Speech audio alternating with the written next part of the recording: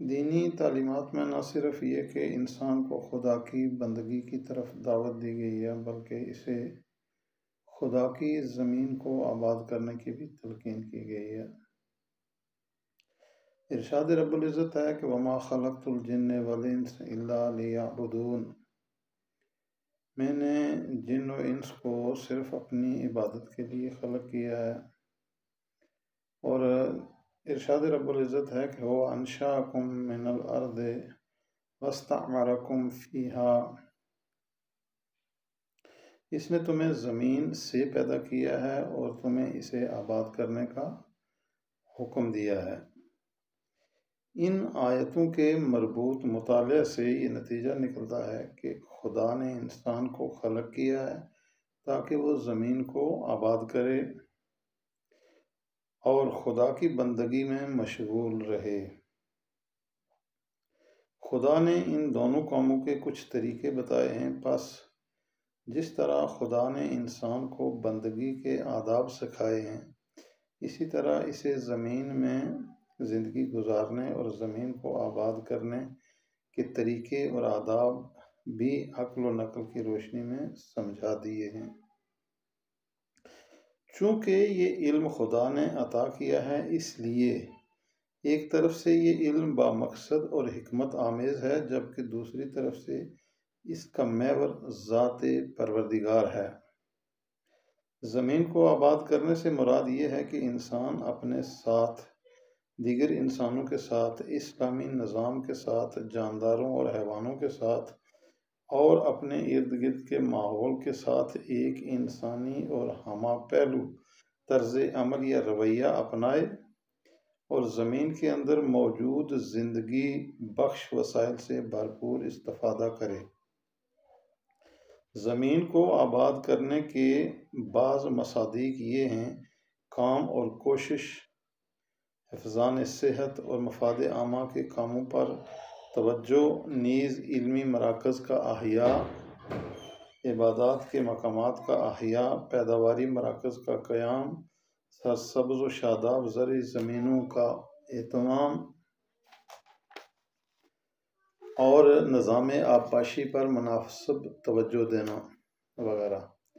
زمین یا دنیا کو آباد کرنے کا یہ عمل کچھ اس انداز سے انجام پائے کہ زمین اور زندگی گزارنے کے مقامات کو کمال آدمیت اور خدا کے ساتھ ارتباط کی منزل تک رسائی کے لیے آراستہ کیا جائے اور زمین کا چپا چپا خدا کے ساتھ انسان کے رابطے کا مظہر بن جائے، نیز ہر شخص یہ محسوس کرے کہ وہ خدا اور خدا کی نشانیوں کو دیکھ رہا ہے۔ اس صورت میں پورے عالم کا مشاہدہ آیات الہی یعنی خدا کی نشانیوں کا مشاہدہ قرار پائے گا اور انسان زمین کو کوئی ایسی چیز نہیں سمجھے گا جو خدا اور آخرت سے غیر مربوط کوئی الگ چیز ہو۔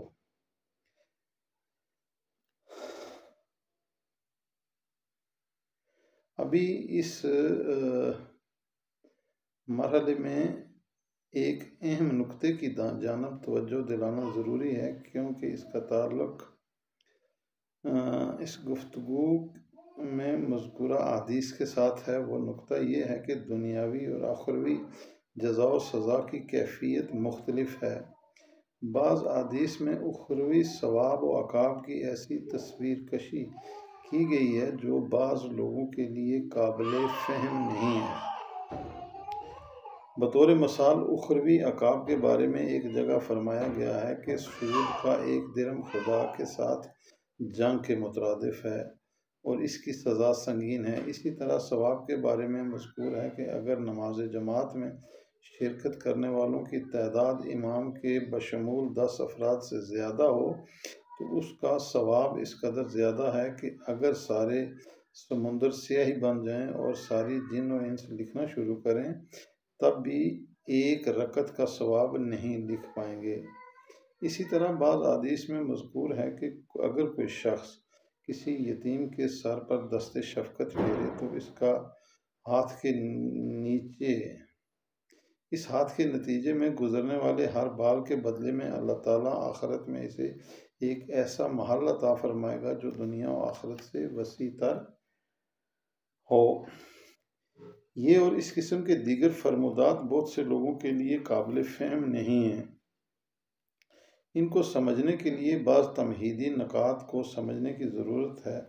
وہ یوں کہ اعتقادی اصولوں کے مطابق اخروی ثواب و عقاب کا موازنہ دنیاوی ثواب و عقاب کے ساتھ نہیں کیا جا سکتا، کیونکہ آخرت ابدی ہے جبکہ دنیا عارضی ہے۔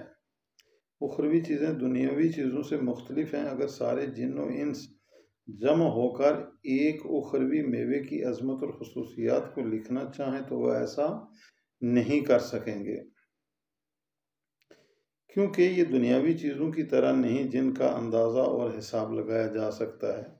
چونکہ اخروی میوہ ابدی ہے، اس لیے اس سے ہر چیز حاصل ہوتی ہے۔ یہ اخروی میوہ پیاس بھی بجھاتا ہے اور بھوک بھی مٹاتا ہے۔ اسی طرح اگر آخرت کے عذاب کے بارے میں یہ فرمایا گیا ہے کہ سود کا ایک درہم فلاں جرم کی طرح ہے، یا سود خود کو آخرت میں ایک تھپڑ رسید کیا جائے گا تو وہ 1000 سال عذاب میں مبتلا رہے گا، تو اس کی وجہ یہ ہے کہ سود کے ایک درہم کے عوض ایک اخروی تھپڑ رسید کیا جائے گا جو دنیاوی تھپڑ کی طرح نہیں ہے، جو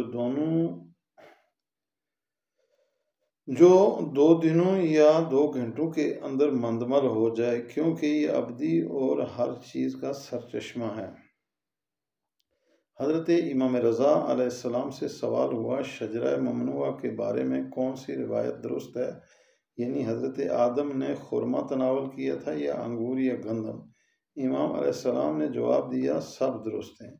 عرض ہوا، وہ کیسے؟ فرمایا، بہشت کا درخت یا اس کی شاخ دنیاوی درخت یا اس کی شاخ کی طرح نہیں، کیونکہ دنیاوی گندم کے دانے سے چاول کا پودا نہیں اگتا، لیکن بہشتی پودا انسان کے ارادے کے مطابق ہر میوہ دیتا ہے۔ اگر آخرت کی صورتحال یہ ہے تو پھر آخرت کا حساب اس دنیا کے معمولات سے مختلف ہے۔ اس کی وضاحت کی روشنی میں یہ نہیں کہا جا سکتا کہ مذکورہ روایات کی طرح کی احادیث درست نہیں ہیں، کیونکہ یہ حقیقت پر مبنی ہیں، اور ہماری ذمہ داری یہ ہے کہ ہم اپنے اعتقادات کی بنیادوں کو درست کریں، جنہیں سمجھے بغیر لوگ مذکورہ احادیث کو سمجھنے سے عاجز ہیں۔ کچھ تعلیم یافتہ لوگ کتاب مفاتیح الجنان کے بعض حصوں یا بعض احادیث پر انگلی اٹھاتے ہیں کہ فلاں عمل کا ثواب ہزاروں گنا زیادہ کیوں ہے، فلاں عمل 1000 غلاموں کو آزاد کرنے کے برابر کیوں ہے۔ اس قسم کے سوالوں کی وجہ یہ ہے کہ ان لوگوں کے اعتقادات کی بنیادیں واضح نہیں ہیں۔ ان لوگوں کے سوال و جواب کا جواب یہ ہے کہ آخرت کا موازنہ دنیا کے ساتھ نہیں کیا جا سکتا، ان دونوں کا حساب جدا ہے، کیونکہ اخروی امور کا مشاہدہ دنیاوی عینک کے ذریعے نہیں کیا جا سکتا۔ عقلائے عالم بھی مختلف چیزوں کے مختلف معیاروں کو پہچانتے ہیں، وہ ہر چیز کو اس کے اپنے معیار کے مطابق جانچتے ہیں اور پرکھتے ہیں، پس اخروی ثواب و عقاب کو دنیاوی معیار کے مطابق نہیں بلکہ اخروی معیار کے مطابق پرکھنا ہوگا۔ والسلام علیکم ورحمۃ اللہ